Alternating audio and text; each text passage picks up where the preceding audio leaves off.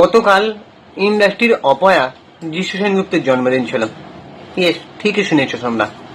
এই অপয়া শব্দটা কেন বললাম?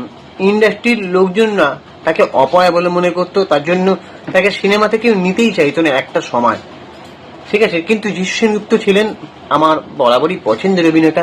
তাকে যেমন দেখতে সুন্দর, হ্যান্ডসাম, তো ভাগ্য ভালো সেই অভিনেতা হারিয়ে যায়নি, সে অভিনয়টা চালিয়ে গিয়েছে। তো একটা সময় তার খাবারের পয়সা জুটতো না, আর তার মা নাকি বাড়িতে খাবার না থাকার জন্য একটা সময় তার মাকে সেই যিশু সেনগুপ্ত কাঁদতে দেখেছে। আর সেই কঠিন পরিস্থিতি তাকে জীবনের মূল্য বুঝতে শিখিয়েছে।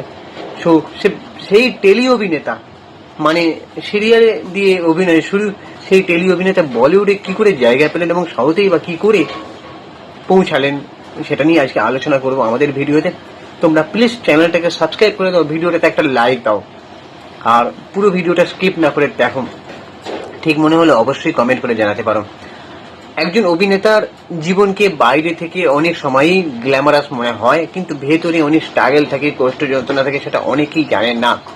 তো ক্যামেরা, খ্যাতি সব মিলিয়ে যেন এক স্বপ্নের দুনিয়া, কিন্তু সেই সাফল্যের আড়ালে কতটা সংগ্রাম, অনিশ্চয়তা, কঠিন সময় লুকিয়ে থাকে, সেটা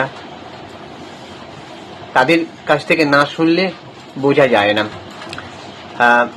এক সাক্ষাৎকারে জনপ্রিয় অভিনেতা যিশু সেনগুপ্ত সেই নিজের এই কঠিন অধ্যায়গুলো খোলামেলাভাবে তুলে ধরেছেন। বাংলা, হিন্দি ও তেলুগু ভাষায় বহু টেলিভিশন শো ও ছবিতে কাজ করা এই অভিনেতা জানিয়েছিলেন যে এক সময় এমন দিনও গেছে যে পরিবারের কাছে তার খাবার কেনার টাকা ছিল না। কলকাতায় থিয়েটার অভিনেতা উজ্জ্বল সেনগুপ্তের পরিবারে জন্ম হয় তার। যিশু সেনগুপ্তের বাবার নাম হচ্ছে উজ্জ্বল সেনগুপ্ত, তার আসল নাম হচ্ছে বিশ্বরূপ সেনগুপ্ত। যিশু ছোটবেলায় অর্থনৈতিক সংকটের মুখোমুখি হন। সেই সময়ের কথা স্মরণ করে তিনি বলেন, অনেক সময় ছিল আমাদের খাবারের টাকা ছিল না, 6 মাস ধরে বাড়িতে বিদ্যুৎ ছিল না। এই কথাগুলো আমি আগেও শুনেছিলাম।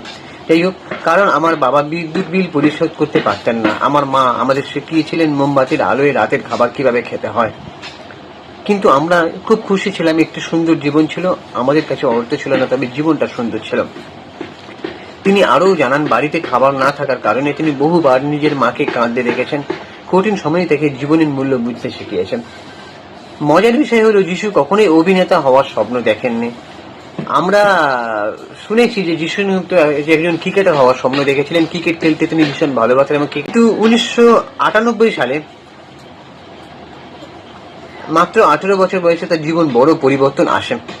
আর তার আগে ক্রিকেট খেলতে ভালোবাসেন বললাম, কিন্তু পকেট মানি উপার্জনের জন্য তিনি সন্ধ্যায় বিভিন্ন জায়গায় ড্রামও বাজাতেন। সে ভালো ড্রামও বাজাতে পারে।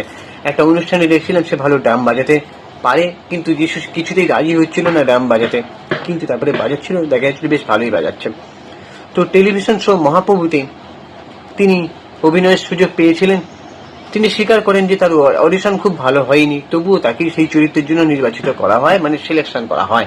এরপর থেকেই ধীরে ধীরে তার জীবন বদলে যেতে শুরু করে। সেই সময় ডেইলি শোপে অভিনয়ের জন্য প্রতিদিন মাত্র 250 টাকা করে পারিশ্রমিক পেতেন।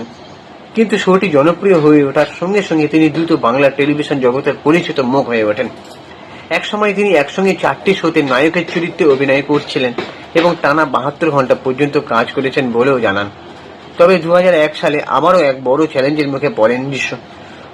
যখন তিনি টেলিভিশন ছেড়ে চলচ্চিত্রে কাজ করার, মানে সিনেমায় কাজ করার সিদ্ধান্ত নেয়, সেই সময়ের অভিজ্ঞতা নিয়ে তিনি বলেন, আমাকে একজন দুর্ভাগ্যজনক অভিনেতা হিসাবে চিহ্নিত করা হয়েছিল। কেউ আমাকে কাজ দেয়নি। আমার এখনো মনে আছে, বড় বড় প্রযোজকরা আমার দিকে তাকিয়ে বলতেন যে আমি একটি অতিরিক্ত উন্মুক্ত মুখ। তিনি আরও বলেন, আমি টিভি শোকে না বলার পরে 6 মাস বাড়িতে বসেছিলাম। আমার কোনো কাজ ছিল না। আমি চতুর্থ লিড হিসেবে শুরু করেছিলাম, কারণ টাকা ছিল না। প্রায় 8-10 বছর ধরে আমাকে দুর্ভাগ্যজনক হিসেবে চিহ্নিত করা হয়েছিল, মানে ওই যে বললাম অপয়া বলা হতো। বলিউডে তিনি পা রাখেন শ্যাম বেনেগালের Netaji Subhash Chandra Bose the forgotten hero দিয়ে। পরবর্তীকালে ধীরে ধীরে তিনি চলচ্চিত্রে নিজের জায়গায় তৈরি করে নেন। বরফি, পিকু, মারদানি, শকুন্তলা দেবী এবং অন্তিম দ্য ফাইনাল ট্রুথের মতন ছবিতে অভিনয়ের মাধ্যমে তিনি বলিউডে নিজের পরিচিত করে তোলেন। মানে সালমান খানের সঙ্গে অন্তিম দ্য ট্রুথে অভিনয় করেছেন। আর একটা অনুষ্ঠানে শক্তিশালী নারী চরিত্রের স্বামীর ভূমিকায় অভিনয় করা নিয়ে প্রশ্ন করা হলে যিশু মজা করে বলেন, ব্রিলিয়ান্ট, এটা আমার অন্যরকম ভালোবাসা, পয়সা। এরপর তিনি স্পষ্ট করেন যে তিনি চরিত্রের গভীরতা ও গল্প পছন্দ করলেই যে কাজ গ্রহণ করেন। দর্শক যতদিন তাকে এই ধরনের চরিত্রে দেখতে চাইবেন ততদিন তিনি সেগুলো করতে আগ্রহী বলেও জানান। সংগ্রাম থেকে সাফল্যে পৌঁছানোর যাত্রায় যিশু সেনগুপ্তকে আজকে বড় একটা অভিনেতা হিসেবে প্রমাণ করেছেন। তো যিশু সেনগুপ্তকে অপয়া বলা হলেও তিনি কিন্তু অ্যাকচুয়ালি ইন্ডাস্ট্রির অপয়া। তোমাদের কি মনে হয়, তিনি কি সত্যি অপয়া? তো আমার তো মতের না, কারণ সে মানুষটাকে সেভাবে কাজে লাগানো হয়নি। পরের দিকে কিছু পরিচালক ঋতুপর্ণ ঘোষ তাকে কাজে লাগিয়েছিলেন, তারপরে সে যে মুখোপাধ্যায় কাজে লাগিয়েছেন, মিথ্যে বলবো না। তারপরে সে সাউথে গিয়ে নিজেকে প্রমাণ করেছে যে একজন হ্যান্ডসাম ভিলেন, একজন হ্যান্ডসাম অভিনেতা হিসেবে অন্য ফিল্ডে গিয়ে অন্য ইন্ডাস্ট্রিতে গিয়েও কাজ করা যায়। বলিউডে তো অভিনয় করছে, মারদানির ছবিতেও দেখা গেছে তাকে বলিউডে কাজলের বিপরীতে অভিনয় করতে দেখা গেছে। সরি, ওটা দ্য ট্রায়াল হবে। যিশু সেনগুপ্ত এছাড়াও বলিউডের আরো বেশ কিছু চরিত্রে অভিনয় করেছেন, ছোট ছোট চরিত্র হোক বা গুরুত্বপূর্ণ চরিত্র হোক। তো আমার তো বেশ ভালো লাগে অভিনেতাকে। তো এই অভিনেতাকে বিলেটেড হ্যাপি বার্থডে। তো যিশু সেনগুপ্ত বেশ ভালো একজন অভিনেতা, বা খাদান সিনেমাতেও তার অভিনয় দেখেছি, যথেষ্ট ভালো। তাকে আরো বেশ কিছু বড় বড় চরিত্রে, ভালো ভালো চরিত্র উপহার পেতে চাই তার কাছ থেকে। আর প্রসেনজিৎ চ্যাটার্জির সঙ্গে অভিমান বলে একটা সিনেমা আসছে, ইন্দ্রদীপ দাশগুপ্তর, প্রসেনজিৎ, শুভশ্রী এবং যিশু সেনগুপ্ত তিনজনের একটা ট্রায়াঙ্গেল লাভ স্টোরি আসতে চলেছে। দেখা যাক কেমন হয় সেই সিনেমাটা। যিশু সেনগুপ্ত এখন মুম্বাই কলকাতা কাটাচ্ছেন, সাউথে সেরকম ভাবে কোনো খবর পাচ্ছি না। এখন তো কলকাতা প্রায় দেখতে পাচ্ছি, একটা সময় যেমন দেখতে পেতাম না। এবার তোমাদের কি মনে হয় অবশ্যই কমেন্ট করে জানাও। আর আমাদের ইউটিউব চ্যানেলটাকে সাবস্ক্রাইব করে দাও, ভিডিওটাতে একটা লাইক দাও। আর আমি ইনস্টাগ্রামে রয়েছি সুপ্রিয় পৌঁছালে সিনেমেরিয়া, ওখানে গিয়ে ফলো করে দাও। টাটা, দেখা হচ্ছে পরের ভিডিওতে।